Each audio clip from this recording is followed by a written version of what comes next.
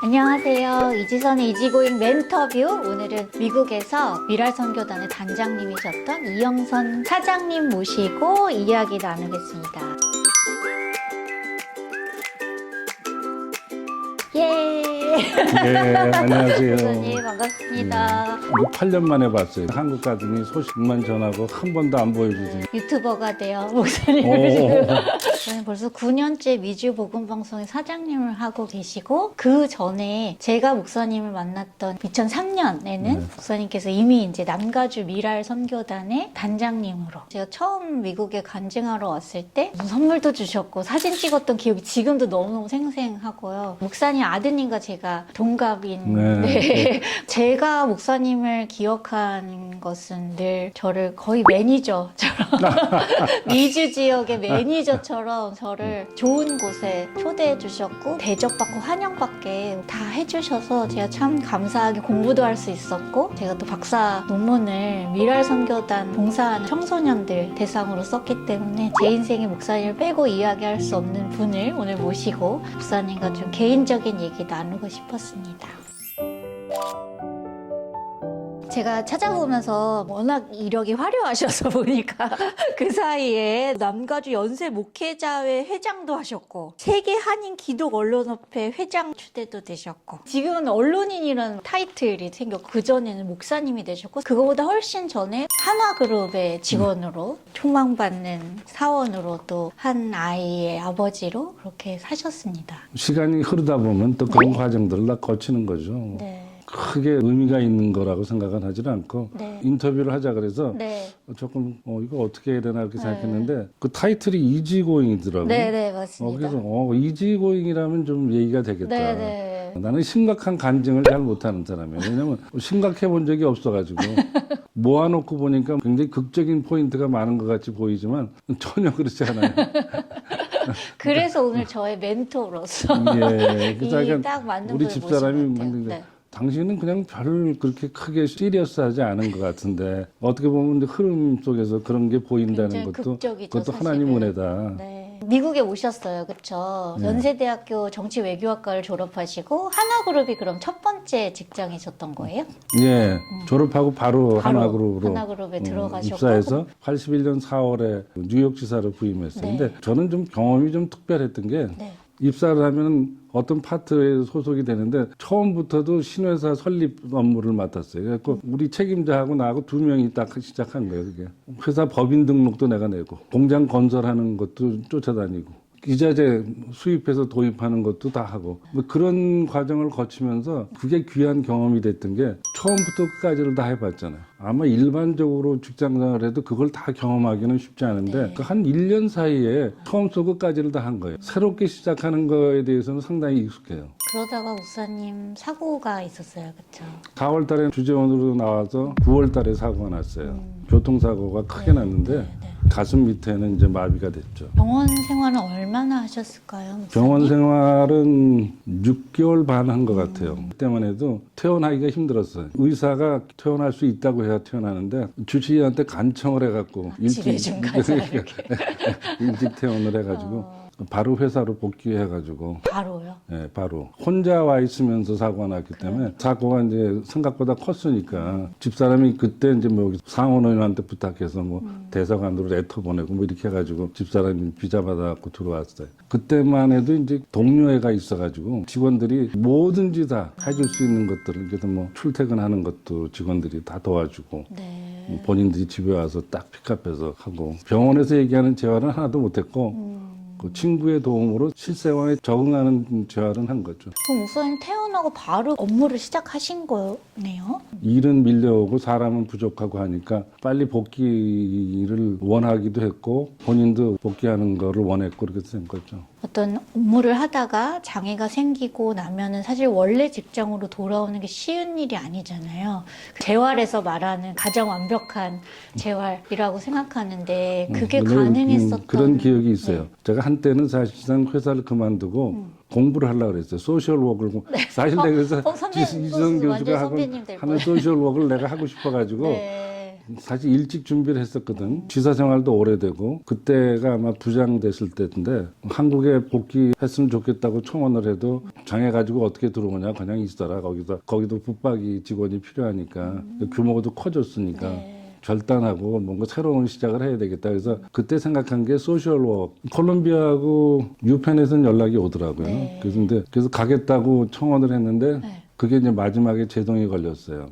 공부할 거니까 회사 사임하고 가겠다고 했는데 그때 아마 그걸 선택했으면 내가 이지성 지도 교수보다 교수님으로 먼저 만나실 것 같은데.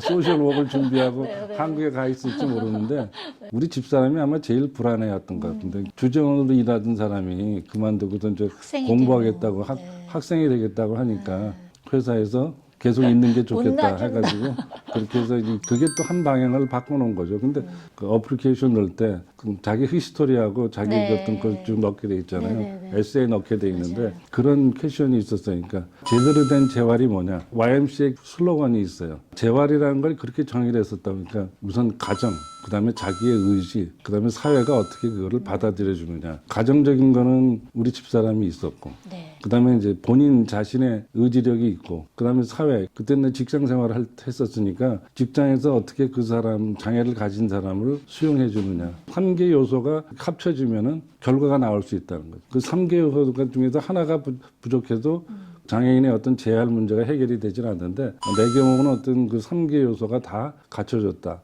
근데 그런 것들을 좀 더 그 구체적으로 공부하고 그거를 좀 그 보편화해 가지고 기여할 수 있는 것. 특히 이제 한국 돌아가서 그런 일을 하고 싶다. 그렇게 썼던 기억이 있거든요. 네. 그런 부분들이 뭐 소셜워크가 추구하는 어떤 그 근본적인 어떤 과제 아닌가 그런 생각을 해요. 근데 그거를 이미 굉장히 오래전에 회사 생활을 해내신 거잖아요. 지금도 뭐 마찬가지지만 81년 사고 나고 지금까지 네. 그 오랜 시간 동안에 사실은 집사람이 아침 저녁으로 챙겨줘야 움직이거든. 휠체어에 앉아 있으면 멀쩡하게 보이지만 혼자 할 수 있는 게 없는 게 굉장히 많으니까 그런 것들이 서포트가 없이는 사실상 그 재활이라는 게 불가능한 거죠. 네. 그다음에 본인이 뭔가를 하려고 하는 자기 의지력이 또 있어야 돼. 그리고 이제 사회가 어떻게 그거를 그 받아주느냐에 달려. 우리 보건방송 직원들은 장애가 있어서 뭘 못한다는 생각은 안 할 것 같아요. 왜냐하면 우리 직원 중에도 장애 있는 직원들이 여럿 있거든요. 네. 조금 불편한 부분은 있지만 잘 적응돼 있어요. 그 조직 속에 잘 스며져 있고. 네. 저는 이제 처음에 다치고 나서 제일 사회에서 힘들었던 거 사람들의 뭐 편견? 저런 모습을 하니까 능력도 없겠지, 뭐 말도 못하겠지. 어떤 사람들은 제가 소리가 안 들린다고 생각하는 것 같은 그런 느낌을 받을 때도 참 많았거든요. 저보다 20년 전에 이미 사람들이 나를 오해하고 제대로 이해하지 못하고 내 능력을 더 낮게 보고 하는 그런 사회 속에서 이미 사셨던 거잖아요. 근데 그것을 받아들여지고 미주 복음방송에서 내가 장애 때문에 혹은 다른 직원이 장애 때문에 능력이 없다고 여겨진 사람은 없을 거야 라고 말씀하실 수 있게 된 어떤 본인의 노력, 주변 사람들의 생각, 변화 이런 것들이 어떤 것들이 있었을까요, 목사님? 저는 솔직히 내 장애 문제에서 헤어지는데도 10년 이상 걸렸어요. 그때는 정말 열심히 살았어. 그 장애 문제에 대한 보상을 받는 게 세상적인 성취가 있어야 된다고 생각해서 진급도 해야 된다고 생각했고 네. 뭐가 할 수 있는 거가 걸리면 최선을 다했다.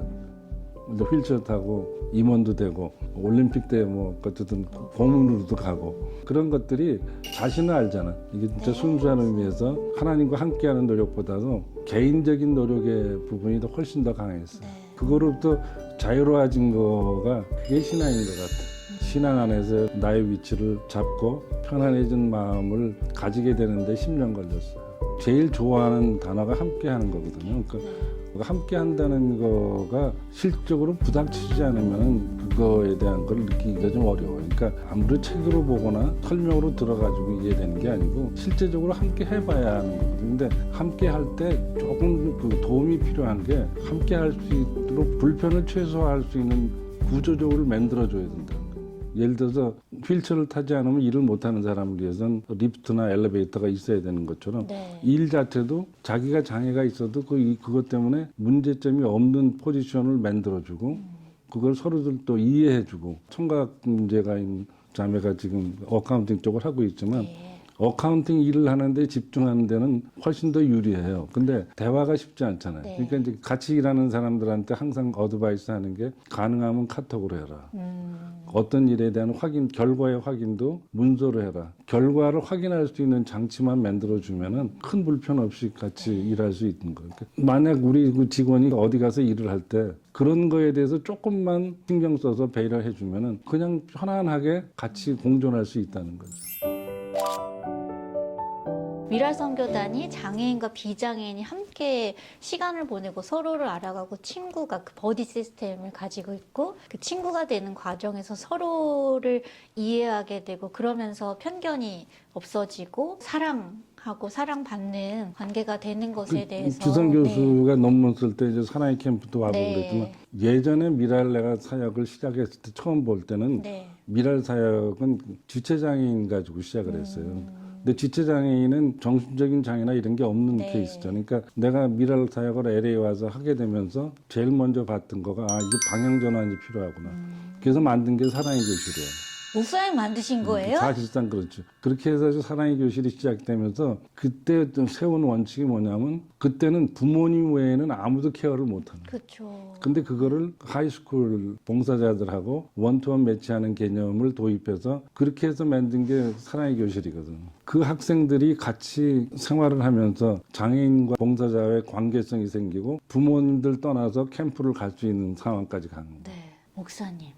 완벽한 이론을 적용을 하셨군. 이게 기본적으로 제일 감사한 게 미랄 사역을 시작할 때 내가 기업에서 있으면서 조직이라든지 네. 인사 관리라든지 그런 것들을 쭉 배우면서 성장을 했기 때문에 근본적으로 이 문제를 어떻게 해결할 거냐. 네. 부모님들하고만 같이 있는 그 발달장애 친구들을 끌어내서 나와야 되는데 나오게 할 수 있는 공간을 만들어줘야 될 거예요. 네. 그렇게 해서 사랑의 교실을 만들어주고 그게 역동적으로 함께하는 모양이 되는 거니까 그런 모양을 만들어줬더니 캠프에 부모님들 따라와서 잘 있잖아. 너무 행복하게 너무 잘 행복하게 있죠. 잘 있잖아. 지금은 그게 당연하다고 생각하고 각 교회 장애부서들이 다 그렇게 구성이 네. 돼 있는데 처음에는 그거는 굉장히 쇼킹한 이슈가 되는 거예요. 어떻게 아이들이 부모 떠나서 캠프를 갈 수 있는 리스크가 있어요. 그렇죠. 위험하다 네, 생각하고. 위험이 있고 근데 우리는 한다 이거.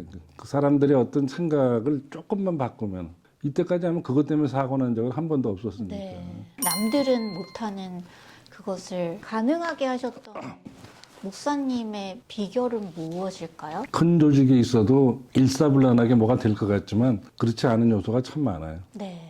어떤 부분에서 어떤 그 물꼬를 터주는 역할을 하는 기능을 추가하면은 변화를 시킬 수 있다고. 리더의 어떤 그렇죠. 자질 중에 네.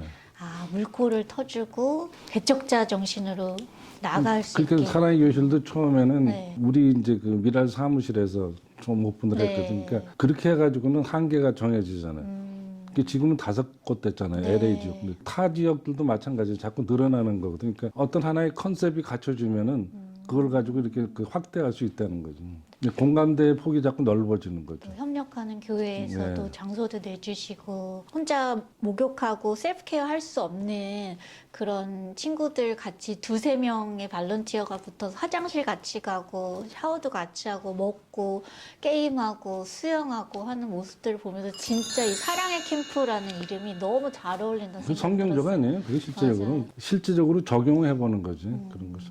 제가 생각했었던 장애인과 함께하는 선교 단체 혹은 장애인 단체가 우리 좀 이렇게 어려워서 이렇게 하는 느낌들이 저의 편견이었다면 미라 선교는 그렇게 하지 않으시는 거야. 너무 멋지게. 장애 사역을 보는 관점을 어떤 관점으로 네. 보느냐. 그러니까 그 미랄 사역을 처음에 와서 조인해서 보니까 그 미랄은 이렇게 아이솔레이트 되는 것 같은 느낌을 받았어. 그러니까 장애인 사역을 하기 때문에 우리끼리. 그리고 이제 구제의 대상. 그쵸. 사역은 구제의 대상이 아니거든요. 사역은 우리가 꼭 해야 될 일인데 어떤 부분이 좀 어려운 부분을 누가 맡아서 해준다고 생각해야 하는 거지 이게 구제의 대상이 아니라 우리 미랄의 학생들 장학금 기금 마련을 위해서 우리 미랄의 밤을 하셨잖아요. 근데 미주 지역에서 정말 수준 높은 콘서트를 볼 수 있는 자리가 또 미랄의 밤이었던 것 같아요. 생각해보면. 처음 했을 때 2000년대 그때 당시는 아마 남가주에도 미랄의 밤만큼의 규모의 행사가 없었을 거예요. 티켓을 사갖고 충분히 올 수 예, 있는 공연을 예. 만드셨었어요. 어, 그런 그래도 스피커들을 가면은, 모으셨고. 뭐 메인 게스트도 그렇고 거기 장애인들도 그렇고 업그레이드 하면은 그만큼 또 장애인들의 어떤 위상도 올라가는 거예요. 미랄의 밤을 처음 시작을 할 때 학예회 수준이더라고 네. 완전히. 물론 이제 장애인들 나와서 뭐 이렇게 하는데 이런 거 하지 말자. 왜냐면 오는 사람들을 내가 확인해 봤더니 다들 불쌍한 사람들을 보러 온 거야 이게. 그러니까 불쌍한 사람을 구제하기 위해서 기본 생각부터 바꾸죠. 나는 한 번도 내가 불쌍하다고 생각한 적도 없고 직장 생활도 휠체어 타고 네. 늠름하게 했고 네. 그리고 뭐 미국 전역을 누비시면서. 그다음에 진짜 출장 가야 될 일에 저 친구는 휠체어 탔으니까 출장 못 갈 거라고 생각하지만 집사람하고 우리 아들까지 네. 호텔은 어떤 방 하나가 쓰는 거니까 그렇게 하고 전국을 다녔거든. 나는 불쌍하게 보기를 원치도 않고 불쌍한 사람도 아니다. 그럼 다른 장애인도 마찬가지일 거 아니에요. 그러니까 그 장애인들이 하는 것들을 와서 볼 때 장애인들이 귀한 걸 감당하는구나. 우리가 함께 하면 정말 천국을 이 땅에서 볼 수 있는 그런 상황을 우리가 할 수 있구나 하는 개념으로 미랄의 밤을 바꾸자고 한 거예요. 네. 그래서 바뀐 거예요. 네. 규모가 큰 행사이기 때문에 네. 게스트 오라고 하면은 대부분들 와서 함께 해줬어요. 그래가지고 그러면서 거기에 장애인들 프로그램이 들어가잖아. 티켓을 사가지고도 와서 참여해서 함께 해야 되겠다는 거를 이해시켜 줄 수 있는 그런 행사가 된 거예요. 그러니까 그 행사가 커지고 그 행사를 통해서 기금이 모여지고 비용을 안 들여서 그 행사를 만드는 거는 불가능하지만 더 많은 수입이 있으면 비용을 제외하고 수익금 가지고도 얼마나 많은 행사를 할 수 있잖아요. 네. 이번에도 봤지만 장학금 수여식 때 우리 같이 갔었잖아요. 이제 300만 불 넘었거든. 누적이. 그런 것들이 발상의 전환이에요. 구제 대상으로 기부받아서 받는 이 장학금이 아니라 훨씬 더 받는 학생들도 또 나눠주는 미랄의 역할도 굉장히 멋있어지는 것 같아요. 근데 이제 감사한 게 사실 회사에 있으면서 큰 행사 기획을 많이 했어요. 그때부터 어떤 훈련이 돼 있는 것 같아요. 그러니까 행사를 한다 그러면 행사가 갖춰야 될 거를 뭐는 갖춰야만 사람들이 와서 같이 함께하고 감동할 수 있는 프로그램을 만들 수 있다. 내가 미랄 사역했던 그거가 보건방송에 엄청난 플러스가 됐겠죠. 내 직원들한테도 그런 얘기를 해요. 내가 미랄 사역을 안 했으면 보건방송 와서 정말 헤맸을 거다. 근데 미랄 사역에서 훈련된 것 가지고 이걸 적용하는 거라는 거예요. 보건방송 사역에. 선생님 진짜 이 장애인 사역을 오랜 시간 하시고 또 많은 개척과 새로운 시도와 이전에 했던 기업에서의 경험들을 잘 녹여서 변화를 많이 하시고 이제 이종희 단장님께 이것을 넘기시고 미주 복음방송을 오셨습니다. 목사님 미주 복음방송에 오셔서 또 아까 말씀하신 것처럼 내가 미랄에서 했었던 그런 경험이 없었으면 또 여기서 헤맸을 거야 그러셨잖아요. 또 새롭게 시도하고 경험들을 살리신 어떤 것들이 있으실까요? 처음에 장애 사역의 미랄 사역자가 됐을 때 너무 미약했거든. 해결할 수 있는 방법이 사실 내가 회사에 있을 때는 그래도 임원이고 하니까 네. 모아갖고 도네이션을 했었었지. 그쵸, 하시는 입장이었죠. 네. 가서 그 도네이션을 부탁해서 받아오는 그런 역할은 거의 할 기회가 없었거든요. 네. 사실 88 장애인 올림픽 때 선수단 고문으로 가면서 장애인 올림픽을 위한 조직이 있는데 뭐가 제일 필요하냐? 재정적인 게 제일 필요하다. 그냥 메인 올림픽하고 달리 장애인 올림픽은 거의 자비량으로 선수단들이 준비가 된다. 그만큼 펀드가 부족하다 그래가지고 그때 각 기업들 동원해갖고 많이 지원을 해줬어요. 그 처음 그렇게 펀드레이징을 해봤는데 미랄에 오니까 펀드레이징을 매일 해야 돼. 영원한 의리예요. 목사님들한테 가서 설득해서 지원 좀 해달라. 뭐 미랄의 밤을 해도 그렇고, 뭐 네. 사랑의 캠프를 해도 그렇고, 뭐 사랑의 캠프 같은 원칙은 봉사자들도 다 자비량으로 참석하게 되고. 여전히 여기도 매일 펀드가 필요한 곳인가요? 내 복음방송 처음에 그 네. 사장을 맡아달라고 하는 부탁을 하실 때 첫 번에 생각했던 게 상업방송을 안 하고 후원으로 유지되는 방송국이죠. 그러니까 비즈니스를 경험한 사람은 이게 상식적으로 말이 안 되는 거예요. 네. 그렇잖아요. 그 상업 광고 없이 후원으로 방송국을 운영한다는 게 어떻게 보면 좀 완전히 무에서 유를 만드는 건데 미랄에서의 18년간의 훈련이 없었으면은 이 사장 감당 못해. 처음에 와서 그런 생각도 했어요. 재정은 모자란데 이 문제를 어떻게 해결할 거냐. 방송을 완전히 상업 방송으로 전환할 거냐. 그런 생각까지 했다. 그러니까 이게 아무리 상식적으로 생각해도 이 막대한 비용이 들어가는데 그 비용을 후원 가지고 채운다는 것. 그럼 뭐예요? 공감대를 만드는 것밖에 없잖아. 목사님들도 아 그렇지 방송국은 후원은 당연히 해야지. 일반 후원자들도 아 그 방송 유지하기 위해서 후원해야 되지. 그래서 사실 주류 쪽의 거를 쭉 검토해봤더니 주류에는 그렇게 운영되는 방송국이 많아. 지금 미국서도 방송은 사양 산업이거든요. 너무 많은 뭐 미디어들이 그렇게 했는데 생겨서. 지금 일반 주류 TV들도 유튜브한테도 밀리는 네. 상태니까. 근데 비영리 방송국들이 잘 된다고요.